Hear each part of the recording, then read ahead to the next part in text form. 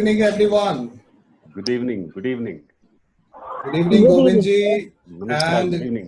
good evening, all the mentors of this professional development program. Good evening, sir. Good evening. Good evening, everyone. Good evening. Thank you Jagjit ji, आपने ये opportunity दी दिल की बातें लोगों से करने के लिए। और welcome sir, always welcome. Thank you. और आपसे जब भी बात होती है तो बड़ा मजा आता है। Singh is always king. So Jagjit sir, Sunil Keshwani sir, Kishan Ahuja sir, Amit Arora sir, Kamal Garg sir, Manisha Jaiswal ji, सबको मेरा नमन। और मेरे जितने भी ऑडियंस हैं, I will just pass on some information to you all. First, have a notepad and a pen, क्योंकि कागज और कलम की इज्जत कभी खत्म होती नहीं है। दूसरा, उस कागज कलम को यूज कीजिएगा, क्योंकि जितना ज्यादा उसको यूज करेंगे आपकी लाइफ में उसका रीयूज बढ़ेगा, और जब रीयूज बढ़ेगा तो आपकी लाइफ रीन्यू होती चली जाएगी। क्योंकि जो भी नोट्स आप बनाएंगे हो सकता है कि शायद आज काम ना आए, कुछ सालों के बाद जब आपको दिक्कत हो, कुछ गाइडेंस चाहिए हो, तो शायद वो कागज में लिखे हुए जो अक्षर हैं आपके जीवन में कहीं ना कहीं कुछ बदलाव लेके जरूर आएंगे। तीसरा, जैसा पास ऑन किया गया है, अगर आपके कोई भी सवाल हैं तो उसको प्लीज आप लोग चैट पे शेयर कीजिएगा। जगजीत जी को थैंक्स कहता हूं कि वो इतना पेन ले रहे हैं, सारी चीजें मैनेज कर रहे हैं। सो जगजीत जी विल जस्ट मॉडरेट जितने भी क्वेश्चंस हैं, ताकि हम लोग सेशंस के एंड में उन क्वेश्चंस को हैंडल कर सके। And I will request all my colleagues, my को पैनलिस्ट, कि जो सवाल के जवाब अगर मेरे मस्तिष्क में ना हो तो मैं आप सबसे विनती करूंगा, गुजारिश करूंगा कि प्लीज आप लोग भी ऑडियंस के जीवन को उनका जवाब दे के कहीं ना कहीं एक ऐसे पथ पे लेके जाएं कि उनको डायलेमा से निकलने का मौका मिल सके। स्वभावनुपदेशन शक्यते कृतं मन्यथा सतप्तपि पानीयं पुनः गच्छति शीतताम। इंसान का स्वभाव और जल एक जैसे होते हैं।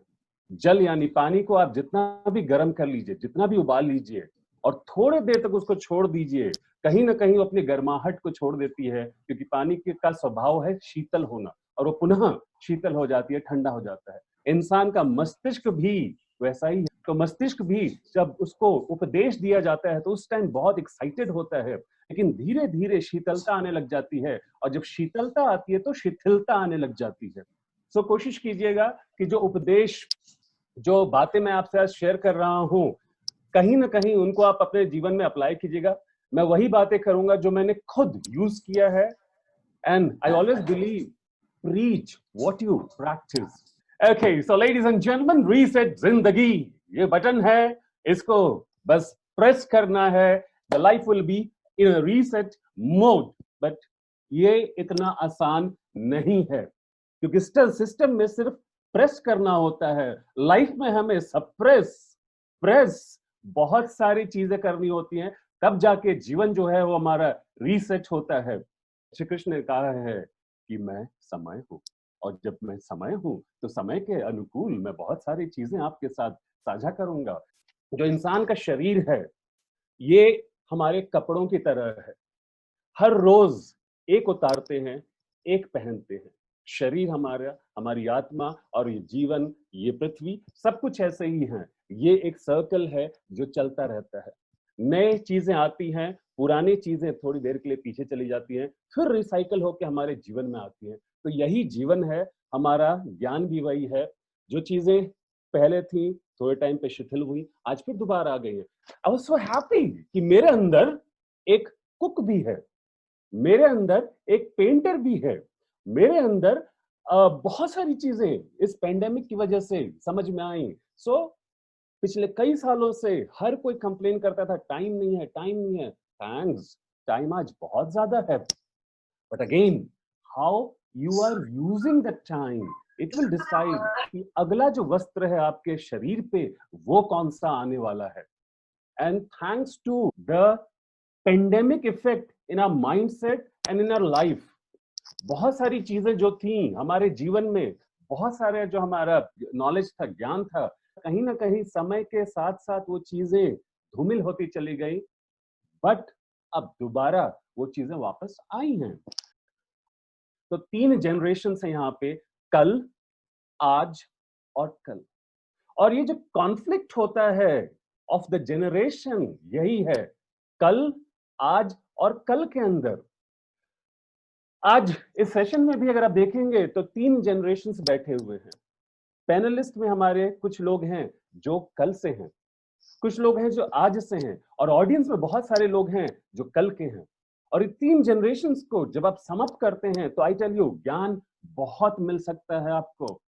थैंक्स, आज ये समय मिला है इन तीनों को एक साथ जोड़ने का, 3 जनरेशंस को एक साथ लाने का। और संस्कार देने की जिम्मेदारी घर में उस पीढ़ी की है जिसको कहीं ना कहीं शायद पिछले कुछ दौर में लोगों ने शायद भुला दिया था। ये वो पीढ़ी थी जिसने जीवन के बहुत सारे मुकाम देखे थे, बहुत सारे आयाम देखे थे और बहुत सारे परिणाम भी देखे थे। इन मुकामों, आयामों और परिणामों का जब मिश्रण था, हमारे दादा दादी या नाना नानी हुआ करते थे जो बच्चों को घेर के नई नई कहानियां सुनाते थे। ये जीवन के लेसन्स होते थे, सीख होते थे, ये लाइफ एक्सपीरियंस थे, ये लाइफ के नॉलेज थे। धीरे धीरे कहीं ना कहीं वो चीजें हटी थी, बट थैंक्स, कहते हैं blessings in disguise. Exactly, it is a blessing in disguise. आज वो जनरेशन दोबारा अपने आसपास बच्चों को घेर के बैठी है और वो कहानियां दोबारा उनके साथ साझा कर रही है। सो आज जिन विषयों पे, जिन टॉपिक्स पे मैं बात करने वाला हूं, ये 3 चीजों के साथ मिला हुआ है। मैंने सिर्फ 2 चीजें आपसे शेयर करी थी जब मैंने आपको इस प्रोग्राम के बारे में बताया था। पहला था हमारा इनसाइट, दूसरा था फोरसाइट, और एक चीज मैंने छिपा के रखा हुआ था, क्योंकि कहते हैं इंसान अपने पास्ट को छिपा के ही रखता है, और पास्ट जो है ये मिस्ट्री है, पास्ट जो है ये सीक्रेट है, और बहुत सारे रहस्य जो होते हैं हमारे जीवन के, वो हमारे भूतकाल, हमारे इतिहास में छिपा होता है। और इतिहास जानने की हर किसी के अंदर एक एक्साइटमेंट होती है। इतिहास के साथ एक वर्ड जुड़ा हुआ है, उस वर्ड का नाम है pedigree. If anybody knows the meaning of pedigree, please chat में शेयर कीजिएगा उसका meaning. I am proud of my pedigree, I am really happy of my pedigree. जो लोग मेरे साथ इंस्टाग्राम पे जुड़े हुए हैं, उनसे भी रिक्वेस्ट करूंगा कि आप लोग भी प्लीज शेयर कीजिएगा, और जो लोग ट्विटर पे हैं, हैशटैग रीसेट जिंदगी के साथ आंसर दीजिएगा। तो ladies and gentleman, 30 seconds over. Pedigree का मतलब है वंशावली, यानी कि योर लीनिएज, आप कहां से आए हैं। अगर आपको मालूम है कि आप कहां से आए हैं, तभी आप जान पाएंगे कि जाना कहां है। And thank God I'm happy of my pedigree, my family lineage, and yes, I'm proud of my country lineage as well. मेरे देश की वंशावली से भी मैं गर्व महसूस करता हूँ। तो ये 3 चीजें हैं आज मैं आपके साथ शेयर करने वाला हूँ। Life is all about the seesaw effect. जिंदगी यही है, टूट जाती है कभी कभी, बट उसको हमें दोबारा कहीं ना कहीं वापस लेके आना पड़ता है। It is of 3 factors, left और राइट में आपके हाइंडसाइट और फोरसाइट है, एक भूतकाल है, एक भविष्य काल है, और इनको बैलेंस करने वाला है इनसाइट। सो ये इनसाइट का काम है इन दोनों को बैलेंस करना। बड़े काम अगर करने हैं तो सबसे पहले ध्यान छोटी चीजों पे दीजिए। आप जितना ज्यादा छोटी छोटी चीजों पे ध्यान देंगे, आपके बड़े काम उतने ज्यादा होते जाएंगे। Look at the bigger picture, but start working from the minute detail. Some people, started working on the minutest particle on this planet called the atoms. When these atoms came in the form of fusion, the creativity came out of it. So ladies and gentlemen, जितनी आसानी से जितने भी सही तरीके से लोग समझ पाए, जितना आसान हो उतना लोगों के दिमाग में वो चीजें जाती हैं। चाणक्य ने कहा है, गते शोको न कर्तव्यो भविष्यम नैव चिंतयेत वर्तमानेन कालेन वर्तयन्ति विचक्षणाः। ये जा चुका है, the past is gone, future I don't know, but maximum लोग पास्ट में हैं या फ्यूचर में हैं। पास्ट जो जा चुका है, जिसको आप बदल नहीं सकते, भविष्य जिसका पता नहीं है कि क्या होने वाला है, हम उसी में रहते हैं। The best part, the thing which we can control, that is the present, आज जो है इसको कंट्रोल कर सकते हैं, इसमें बहुत कम लोग हैं। और कहते हैं कि करीबन 95% लोग या तो कल में होते हैं या तो कल में होते हैं। आज लोग शायद ही कम ध्यान दे पाते हैं। पास्ट बुरा नहीं होता। मेरा मानना है your past is the best teacher, because your past will tell you, hey buddy, you have done these mistakes. Hey buddy, you need to learn from your mistakes. And hey buddy, if you don't learn, God bless your future. Learn from your past. And yes, you should plan for the future. Planning is really required. As told by Brian Tracy, proper prior planning prevents poor performance. So, जितना आप planning करेंगे भविष्य के लिए उतना अच्छा है. Base historical analysis के लिए पास्ट, आगे के लिए फ्यूचर. बट यस, जो बैलेंसिंग फैक्टर है which I was talking, the insight, इसको मैं आज प्रेजेंट कहता हूं. इसको जब आप जान जाएंगे कि प्रेजेंट को कैसे यूज किया जाए, then definitely you will be the bridge, a bridge between the past and the future, and life will be बेहतरीन. So hindsight का मतलब होता है the ability to reflect and learn from the past. Foresight का मतलब होता है ability to predict and prepare for the future. And insight का मतलब होता है ability to interpret and respond. Balancing hindsight and foresight to create a vision.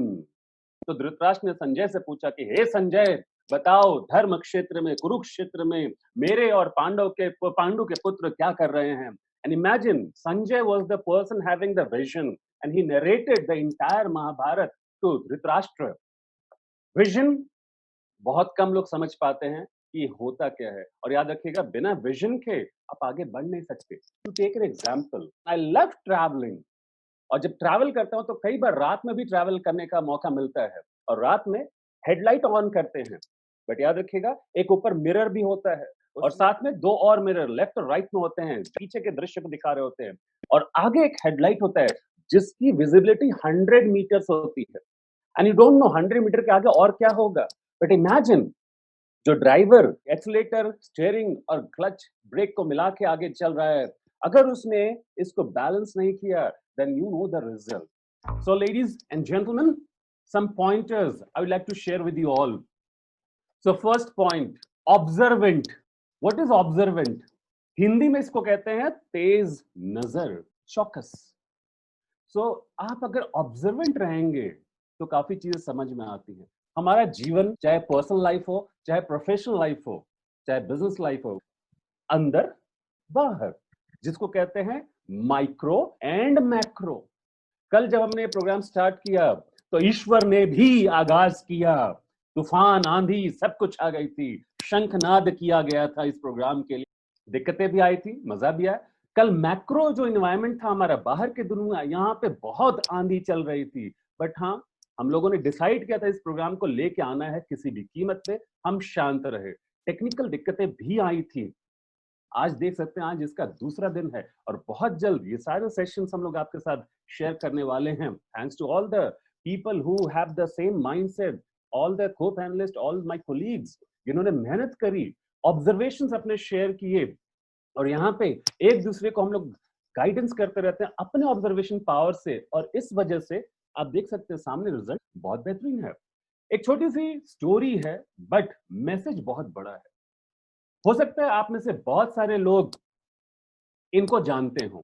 आपके सामने जो स्क्रीन पे हैं, इनके बॉडी में अगर आप देखेंगे 8 डिफॉर्मिटीज हैं, 8 वक्र हैं. ये अष्टवक्र हैं. सो आचार्य अष्टवक्र ये दुनिया में फेमस हुए अष्टवक्र गीता की वजह से. जब पैदा भी नहीं हुए थे उनको श्राप मिल गया था. अष्टवक्र के पिता का नाम है आचार्य कहोद, माता का नाम है सुजाता.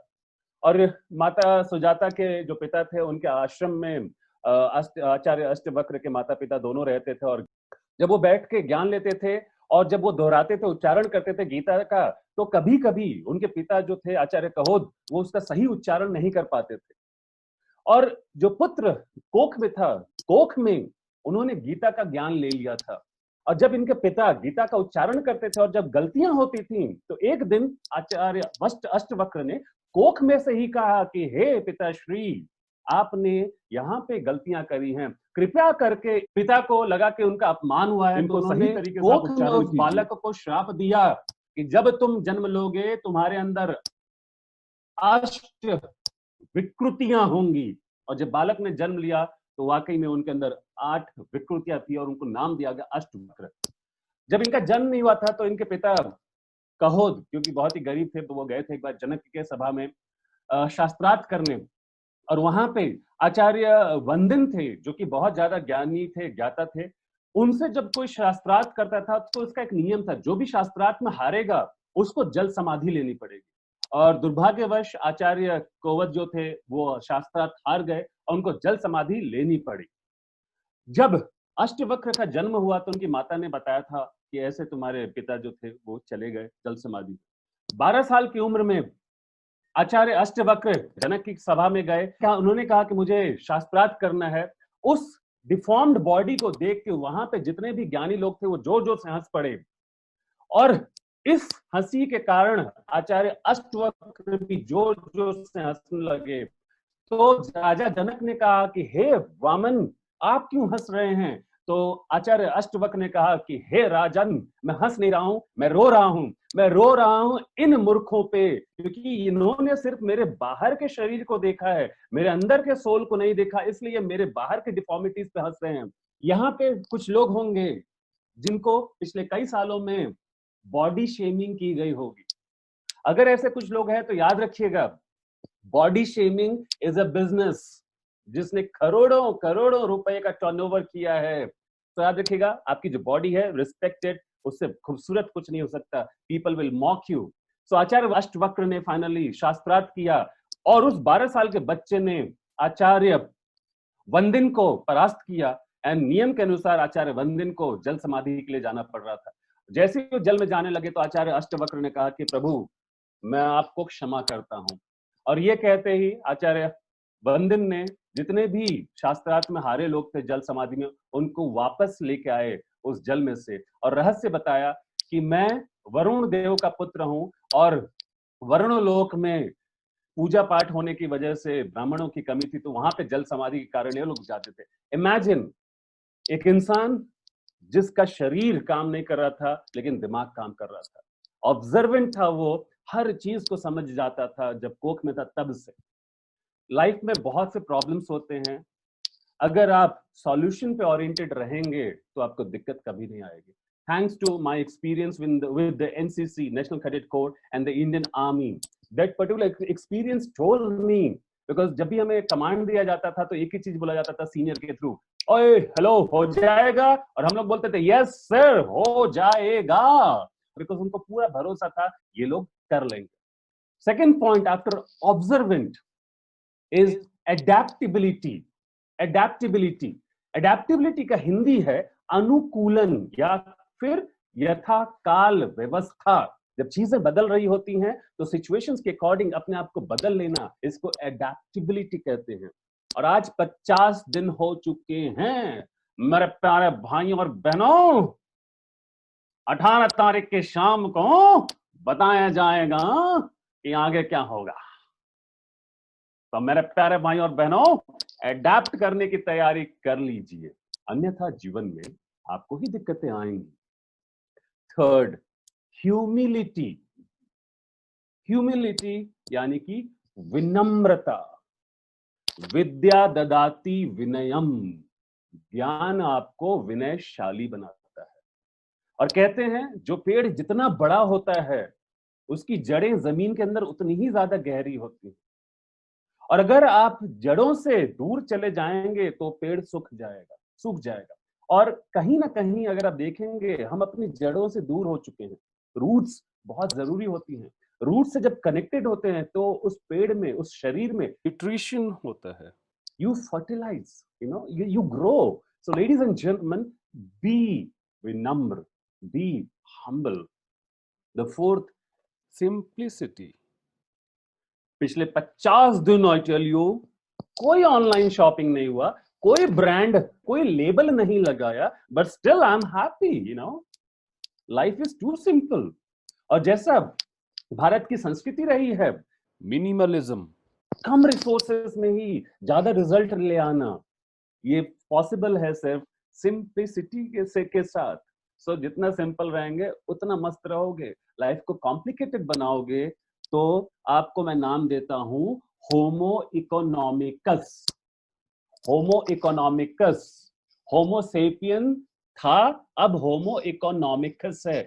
इकोनॉमी को कंट्रीब्यूशन देने वाला, चीजों को खरीदने वाला। We buy those things which we don't require to impress those people whom we don't like. Simple रहोगे, मस्त रहोगे। Okay, then the next point, steadiness. Steadiness का मतलब होता है स्थिरता। स्थिरता, ये एक तरफ है इसलिए इधर जाएगा। सीसो खेला होगा आपने, यहां पे स्टेबिलिटी नहीं है, लेकिन जैसे ही आप उसका दूसरा पार्ट लगाते हैं, नाउ इट इज स्टेबल। कहीं ना कहीं अगर आप देखेंगे तो चीजें बदल जाती हैं जब आप स्टेबिलिटी की तरफ आते हैं। सो लेडीज एंड जेंटलमैन, स्टेबल होना सीखिए। और स्टेबल मतलब स्टेबल इन योर माइंड, स्थिरता मस्तिष्क में। जब आप मस्तिष्क को स्थिर करना सीख जाएंगे, ओए होए मजा आएगा। और इसको स्थिर करने के लिए फिर से चलते हैं पौराणिक काल में। एक भारत की संस्कृति ने आपको दिया ज्ञान, लेकिन कहीं ना कहीं वो खो गया, जिसको कहते हैं मेडिटेशन। मेडिटेशन आसान है, लोगों ने मुश्किल बना रखा है। मेडिटेशन के लिए चुपचाप आराम से जमीन पर बैठ जाइए, जिस भी पोजीशन में, जिस भी पोस्चर में आपको अच्छा लगता है, आंखें बंद कीजिए और मस्त रहिए। विचार आएंगे, आने दीजिए। You can not stop your thoughts, but धीरे धीरे धीरे धीरे वो रिफाइन होना स्टार्ट हो जाएगा। आसान तरीका है एक और मेडिटेशन का, जिसको हम लोग कहते हैं त्राटक। सामने एक कैंडल जला लीजिए और थोड़ी सी दूरी में रखिए और उसकी तरफ देखना शुरू कीजिए। बचपन में ये गेम हम लोग खेला करते थे क्लास में, जब कोई और होता था तो उसकी तरफ देख के करते थे, कौन पहले पलकें झुका लेगा, कौन आंखें बंद कर लेगा। और कभी कभी आंखों से आंसू भी निकलने लग जाते थे। इससे कोई दिक्कत नहीं होती है, धीरे धीरे जब आप कैंडल पे देखेंगे तो आप स्थिर होते चले जाएंगे। ओके, सो जब आप मस्तिष्क में स्थिर रहेंगे तो हृदय से भी स्थिर रहेंगे, and life will be steady. Okay, it will create a balance. The next is called solitude. इसका हिंदी है एकांतवास, solitude. And imagine, I'm not sharing anything new. Whatever I'm sharing, it belongs to the knowledge which was created 1,000 years ago. And I'm just sharing that old knowledge. कहते हैं principles never change. सिद्धांत बदलते नहीं हैं. So what I'm sharing, they are the principles. I have followed, I know the result, and it works. And there are my co-panelists who also know that because they have also followed it, and it actually works. Solitude. कुछ समय पहले इसको बताया गया कि अकेला रहना अच्छी बात नहीं है, लेकिन याद रखिएगा, जब आप अकेले रहते हैं तो दिमाग काम करता है। सॉलिट्यूड का मतलब होता है जब आप अपने मस्तिष्क दिमाग के साथ एकांत में रहते हैं, नई सोच आते हैं। बिना नए थॉट्स के जिंदगी आगे नहीं चलेगी। बासी चीजों को कब तक लेके चलेंगे? नदी जब बहती रहती है तो अविरल धारा कहीं ना कहीं उसमें नए जीवन का सृजन करता है, और तब जाके समुद्र में जब उसका मिलन होता है तो कहीं ना कहीं वो फिर एक वापस सर्कल बनता है, साइकिल बनता है, और वापस भागीरथी उस गंगा को धरती पे लेके आते हैं। सो सॉलिट्यूड नेक्स्ट बहुत इंपॉर्टेंट कॉन्सेप्ट है again. So next is cleanliness, यानी कि स्वच्छ। याद रखिएगा, ये कोई नई चीज नहीं है। थैंकफुली कोरोना की वजह से मुझे मौका मिला उपनिषद वगैरह पढ़ने का। सो मैं कई सारे उपनिषद वगैरह पढ़ रहा था, स्मृतियां पढ़ रहा था, पुराण पढ़ रहा था, और इन सब में एक चीज कॉमन मिला है, एंड दैट इज स्वच्छता, क्लीनलीनेस। लोष्ठ मर्दी तृण छेदी नख खादी चा यो नरह, यानी कि जो इंसान नाखून चबा रहा होता है, जो तृणी यानी कि कुछ चीजें बैठ के तोड़ रहा होता है, जो स्वच्छ नहीं रहता है, वो शीघ्र नष्ट हो जाता है। इमेजिन, ये हजारों सालों पहले लिखा गया था, जिसको आज हाइजीन कहते हैं इंग्लिश में। क्लीनलीनेस, स्वच्छता। मैं यहाँ पे बाहरी स्वच्छता की बात नहीं कर रहा हूं, I am talking about the inner cleanliness, आंतरिक स्वच्छता। आप अगर अंदर से साफ हैं तो चेहरे पे दिखता है। अगर आपको हमेशा एक स्माइलिंग चेहरा रखना है तो प्लीज इंटरनल सफाई बहुत जरूरी है। अंदर से अगर आप साफ रहेंगे, आप शारीरिक और मानसिक, है no, your physical and mental health will be amazing, and then you can reset your जिंदगी एज वेल। सो अब तक जिन लोगों को जो चीजें समझ में आई हैं, प्लीज अपने कमेंट्स शेयर कीजिएगा। आप लोग, अगर मैंने जो चीजें बताई, अगर आपको लगता है कि हाँ आप इसको फॉलो करते हैं, उससे फायदा मिला है, तो प्लीज अपने कमेंट्स को शेयर कीजिएगा। मुझे मोटिवेशन मिलेगा कि हाँ मैं सही दिशा में जा रहा हूं। नेक्स्ट मेरा फेवरेट पॉइंट है, स्कूल टाइम से इसको फॉलो करता आया हूं मैं, Jagjit sir. I am a back bencher, और मजे की बात, जो मुझे जानते हैं, they know I was the topper of my class. 10 years I scored 33, 34, 35 in mathematics. I was the topper from the bottom. और जिंदगी ने सिखाया कि भैया, जिंदगी मार्क्स और रैंक से नहीं चलती है, जिंदगी जीने से चलती है। Someone asked me, what do you do for living? तुम जीने के लिए क्या करते हो? What do you do for living? I said, I breathe. मैं सांस लेता हूं, क्योंकि जिंदा रहने के लिए सांस लेना ही जरूरी है। Then they are like, what? No, no, no, this is not the answer. मैं बोला, आप जो आंसर सुनना चाहते हो वो मेरा आंसर नहीं है, बिकॉज उनका जो क्वेश्चन था वो पूछना चाह रहे थे, आप पैसे कमाने के लिए क्या करते हो? आई डोंट नो कब जिंदा रहना और पैसा कमाना ये सिनोनिमस हो गए।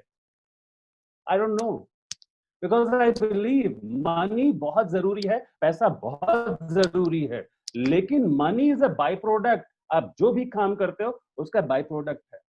एंड पिछले 50 दिनों ने सिखा दिया कि चाहे जितना भी आपके पास पड़ा हो, चाहे जितनी महंगी आपने गाड़ियां घर खरीदी हो, वो पिछले 50 दिनों से पड़े हुए हैं। They are not going to help you out. Only thing which can help you is inside you. So ladies and gentleman, it is the insight of the inside. That is why the next point is curiosity का हिंदी है जिज्ञासा। और जब मैं school में था तो किताबों में ध्यान नहीं होता था, सिर्फ जिज्ञासा होती थी, ये कैसे होता है, ये कैसे होता है। इसलिए हमारा एजुकेशन सिस्टम मोनोटोनस हो चुका है, जहां पे बताया जाता है ये पढ़ लो मार्क्स आ जाएंगे, बट जैसे ही सवाल पूछते थे हम बैक बेंचर्स, तो हमें फेवरेट लाइन बोला जाता था, get out of the class. और माँ बाप ने बचपन से सिखाया था गुरु की इज्जत करो, तो हम लोग बिना सवाल के क्लास के बाहर चले जाते थे। Sir, you know, I was an outstanding student. I always used to stand outside the class. So बहुत कुछ सीखने को मिला था क्लास के बाहर। The next point is resilient. Resilient का मतलब होता है कि अगर कुछ चीजें हो गई हैं, कुछ प्रॉब्लम्स आ गई हैं, तो वहां से दोबारा कैसे बाउंस बैक करना है, क्विकली रिकवर कैसे करना है, इसको रिजिलियंट कहते हैं। सो एडेप्टेबिलिटी का मतलब होता है कि चीजों के अकॉर्डिंग बदलना। रिजिलियंट का मतलब होता है कुछ चीजें आपके लाइफ में हो चुकी हैं, अब उन चीजों को देख के कैसे वापस बाउंस बैक करना है। और ये वो लोग होते हैं जो सॉल्यूशन ओरिएंटेड होते हैं, जो भी सॉल्यूशन पे ध्यान देते हैं, they are very resilient. Okay, next very important, because the next point is ROI। Jagjit sir, do you know the full form of ROI? Sir, मुझे लगता है कि सर जो मुझे पता है वो गलत है। ये एक चार्टर्ड अकाउंटेंट का दिमाग बोल रहा है। एज अ नॉर्मल ह्यूमन बताइए सर, और आप तो भी बच्चे हैं सर, अब गलतियां करने से आप कैसे डरोगे? Okay, ROI, yes sir. तो सभी कहते हैं return on investment sir, but okay, I think जो आपके माइंड में है that is totally different. So ROI का मतलब है रिटर्न ऑन आइडिया। कोरोना का जो टाइम है, इसने थैंकफुली आपको बहुत समय दिया है। जो लोग कंप्लेन करते थे कि उनके पास टाइम नहीं है, आज आपके पास टाइम सबसे ज्यादा है। सबसे कम जो रिसोर्स मिलता है वो है समय। आज आपके पास समय बहुत है। आज आइडिया पे ध्यान दीजिए, an idea can change your life sir ji, and madam ji as well. So जितना ज्यादा आप आइडियाज, मैंने पेपर पेन इसलिए बोला था कि जो आप लिखेंगे तो वो आइडिया क्रिएट करेगा, और एक आइडिया जिंदगी बदल के रख सकता है आपकी। और जैसा धीरू भाई जी ने कहा है, सोच किसी की बपौती नहीं है, जो सोच के उसको पहले अप्लाई कर ले, बिजनेस उसी का कहलाता है। Ladies and gentleman, the last point जो बचपन से लोग बोलते आए, बी डिसिप्लिन्ड। मैं भी आज कहूंगा बी डिसिप्लिन। इसका हिंदी है अनुशासन। याद रखिएगा, कि जब आप अनुशासित होते हैं तो एक पर्टिकुलर आपको राह मिलता है, और कहा गया है बिना ज्ञान के आप अनुशासित डिसिप्लिन्ड नहीं हो सकते हैं। Without knowledge you can not be disciplined. पुराने टाइम पे ज्ञान गुरुकुल से दिया जाता था, और गुरुकुल आप जानते हैं, गुरुकुल का नियम है चाहे किसी का भी बालक हो उसको गुरु के आश्रम में रहना पड़ेगा और उसको वही फॉलो करना पड़ेगा जो सब करते हैं। उसको जमीन पे सोना पड़ेगा, गुरु के लिए की सेवा करनी पड़ेगी, गुरु माता की सेवा करनी पड़ेगी, और सब कुछ करना पड़ेगा जो गुरु कहेंगे। बट आज पता नहीं चला कि कब गुरु शिक्षक बने, कब शिक्षक टीचर बने, और कब टीचर सर्विस प्रोवाइडर बन गए, कब शिक्षा टीचिंग बनी और कब टीचिंग एक प्रोफेशन बन गया। प्रोफेशन का हिंदी है व्यवसाय, और शिक्षा एक व्यवसाय नहीं है। जो स्कूल में मिल रहा है मैं उसको शिक्षा नहीं कहता हूं, मैं उसको सर्टिफिकेट कहता हूं, ताकि आप दुनिया को दिखा सके। क्योंकि असली शिक्षा जो है वो यहाँ पे मिलती है, जीवन से मिलती है, आपके आसपास के लोगों से मिलती है। सो लेडीज एंड जेंटलमैन, डिसिप्लिन बहुत जरूरी है। और मेरे पास अब सिर्फ 5 मिनट बचे हैं Jagjit sir, I believe discipline जरूरी है। कोरोना ने टाइम तो दिया, लेकिन मैक्सिमम लोगों ने इसको मिसयूज किया। सोने का टाइम नहीं, खाने का टाइम नहीं, किसी का कोई टाइम नहीं है। जब मन किया तब उठे, जब जो किया तब उठे। याद रखिएगा 50 दिन हो चुके हैं जो घर से नहीं निकले हैं। घर से निकलने का मतलब ये नहीं कि आप सड़क पे दौड़ने लग जाएं। घर से निकलने का मतलब यह है कि बालकनी में अगर आपको अलाउ किया गया तो बालकनी में जाइए, अगर आपको सोसाइटी के गार्डन में अलाउ किया गया तो वहां पे जाइए, या फिर अपने ही प्रेमाइसेस में रहिए और थोड़ा सा बॉडी का वर्कआउट कीजिए। क्योंकि ये मशीन है, अगर इसको आप छोड़ देंगे तो दिक्कत आएगी। और मजे की बात, अपनी गाड़ियों को 2-3 दिन के बाद जाके चेक कर रहे होते हैं, आगे पीछे कर रहे होते हैं, ताकि वो जाम ना हो जाए, उसकी हवा ना निकल जाए और उसका हैंड ब्रेक जाम ना हो जाए। बट अपने जीवन के मशीन को, इस मशीन को शायद कहीं ना कहीं हम लोग जाम कर देंगे। और कुछ लोग जाम से जाम करने की कोशिश में लगे हुए हैं लाइनों में, पता नहीं किस यूफोरिया को ढूंढ रहे हैं वो लोग। याद रखिएगा, यूफोरिया आपके अंदर है। अगर आपको कोई चीज पता चल जाती है, जो खुशी मिलती है, वो किसी नशे में नहीं है। ज्ञान से बड़ा नशा कोई नहीं है। सो अनुशासन जब आप फॉलो करेंगे, डिसिप्लिन जब आप फॉलो करेंगे, तो एक रास्ता मिलेगा। सो लेडीज एंड जेंटलमैन, हर देश में, हर काल में, हर युग में इन प्रिंसिपल्स को फॉलो किया गया है। और ये जितने भी पॉइंटर्स मैंने आपसे शेयर किए हैं, ये हाइंडसाइट को ध्यान में, यानी कि आपकी हिस्टोरिकल एनालिसिस को ध्यान में रखते हुए फोरसाइट को समझना, और उन दोनों को मिलाने के लिए जिस ब्रिज का आप यूज करते हैं, that is called the insight. Present में अपने आप को जब इनसाइट करते हैं अपना, तो उसको बैलेंस करेगा। बोलना आसान है, सच बताओ, आपको राज बता रहा हूं, सीक्रेट है ये। द सीक्रेट इज, बहुत मुश्किल है इसको अप्लाई करना। एंड थैंक गॉड मुश्किल है। पता है क्यों? क्योंकि जो आसान चीजें हैं वो किसी और के लिए बनी हैं। मैं मुश्किलों को झेलना पसंद करता हूं, क्योंकि मुझे मालूम है कम ही लोग होते हैं जो मुश्किल रास्ते को चूज करते हैं। क्योंकि कंफर्ट जोन बहुत खूबसूरत चीज है। शॉर्ट टर्म कैपिटल गेन बहुत सारे लोग शेयर मार्केट में जानते हैं, आज ही बेच के, खरीद के बेच देना, दे नो शुरुआत में प्रॉफिट हुआ बट अचानक से लॉस ज्यादा हो गया। और जो लॉन्ग टर्म तक छोड़ते हैं, they know the benefit. As happened in 90s, एक इंसान ने एमआरएफ के शेयर्स खरीदे थे, और इस साल उस इंसान ने अपने पोते को बताया कि मेरे पास कई हजार एमआरएफ के शेयर्स हैं, और उस दिन एमआरएफ के शेयर का प्राइस करीबन 70,000 रुपए था। लेडीज एंड जेंटलमैन, ये फायदा होता है लॉन्ग टर्म का। सो इन चीजों को जब आप करेंगे तो जिंदगी बड़ी खूबसूरत होगी, खुशनुमा होगी। आजा मेरी गाड़ी में बैठ जा, आजा मेरी गाड़ी में बैठ जा। सो आप देख सकते हैं साइकिल है, खूबसूरत है, आगे चलाने वाला मैं हूँ, पीछे मेरी धर्म पत्नी है, हम दोनों साइकिल पे बैठे हुए हैं। जिंदगी में खूबसूरती है, हैप्पीनेस है, सामने तितली है, तो उस तितली को हम लोग एंजॉय कर रहे हैं। छोटे छोटे पल होते हैं, छोटे छोटे मोमेंट होते हैं, जिसको जब एंजॉय करना स्टार्ट करते हैं तो आपके जीवन की खूबसूरती उन खुशियों को बाहर लेके आती है। और इन चीजों के द्वारा जिंदगी मिल गई दोबारा। किसी ने कहा था जिंदगी ना मिलेगी दोबारा, बट आई टेल यू, जिंदगी मिल गई दोबारा। ये पिछले 50 दिन ने बहुत कुछ दिया मुझे। इस पिछले 50 दिन ने मेरे अंदर की प्रतिभा को निकाला। So this is what I draw. और इसके अलावा मैंने बहुत सारी पेंटिंग्स और भी बनाई, बहुत सारी चीजें करी, एंड मजा आ रहा है। हो सकता है कि शायद इन चीजों के द्वारा एक नई अपॉर्चुनिटी मिल जाए, हो सकता है कि कल शायद मैं कुछ और करने लग जाऊं, एंड सीरियसली बहुत सारी चीजें सोच रहा हूं। And that is why to conclude I would say reset जिंदगी from zero to infinite. From zero to infinite का मतलब है कब जब जिंदगी आप जीरो से शुरुआत करते हैं तो आपको दिक्कत कभी नहीं आती, क्योंकि आपको रास्ता मालूम है कि अगर आप 100 से गिर भी गए तो दोबारा जीरो से कैसे शुरुआत की जाती है। अगर आपने शुरुआत ही 100 से करी है और अगर आप गिर गए, अब आपको दिक्कत आएगी, बिकॉज आपको मालूम नहीं है कि दोबारा जीरो से शुरुआत कैसे की जाती है। याद रखिएगा, अगर आपको रीसेट करना है तो ये समय है, this is the perfect time. I tell you, इससे परफेक्ट टाइम आज तक आपको नहीं मिला हो। नई चीजें हैं, नई सोच है, नए लोग हैं आपके पास, उन रिलेशंस को नया कीजिए, उन लोगों को अपने जीवन में नए तरीके से लेके आइए, सोच को नया कीजिए, इनसाइट को निकालिए, हाइंडसाइट को देखिए, फोरसाइट अपने आप नया हो जाएगा। सो ladies and gentleman, thank you very much for being a part of my life today. Thank you very much for upgrading my life today. Thank you very much for motivating me to share the insight of me with you all. I really thank all my panelists over here. Again, जो भी audience है, मैं आप सबसे request करूंगा, अगले 3 दिन 4 दिन तक हमारा सेशन और चलने वाला है, एंड आई टेल यू हमारे मेंटोर्स आने वाले हैं। कहते हैं कि बड़े धमाके जो होते हैं दिवाली के टाइम में, देखो बड़े जो धमाके होते हैं वो अंत में होते हैं।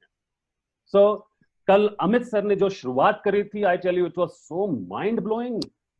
अमित सर ने वो झड़ी में माचिस की तीली लगाई और वो उसमें से अंगार निकलने लगे।